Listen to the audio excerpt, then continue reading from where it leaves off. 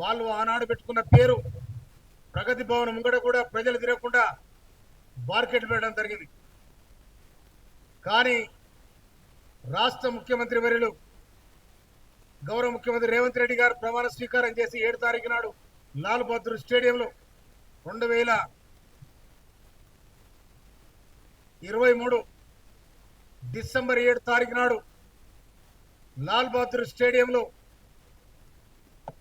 లక్షలాది ప్రజల సమక్షంలో ముఖ్యమంత్రిగా మంత్రులు ప్రమాణ స్వీకారం చేసిన తర్వాత వెంటనే ప్రగతి భవన్ ఉన్న గేట్లన్నీ కూడా ఆటంతలయ్యి నడిచిపోయినాయి. దాని పేరు మారింది. అది జ్యోతిరావు మహాత్మా పూలే ప్రజాభవన్గా నామకరణం చేయడం జరిగింది.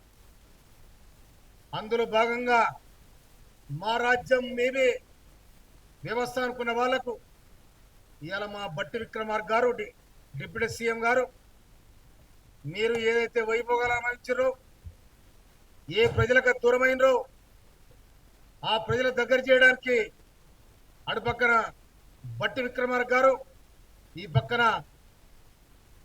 ఉద్యమ నాయకురాలు మంత్రివర్యులు సీతక్క గారు ప్రజల కోసం ప్రజల చేత ఎన్నుకోబడిన ప్రజల డబ్బుతో నిర్మించబడిన ప్రజాభవన్లో ఇవాళ వాళ్ళు ఉన్నారు. ప్రజల కోసం కాపులా ఉన్నారు. అది కాంగ్రెస్ పార్టీ ఎన్నికల సందర్భంగా ఇచ్చిన మాట. అది అదేవిధంగా కాంగ్రెస్ పార్టీ 140 సంవత్సరాల చరిత్ర కలిగిన పార్టీ. ఎక్కడ కూడా చెక్కు చెదరకుండా ఇప్పటి వరకు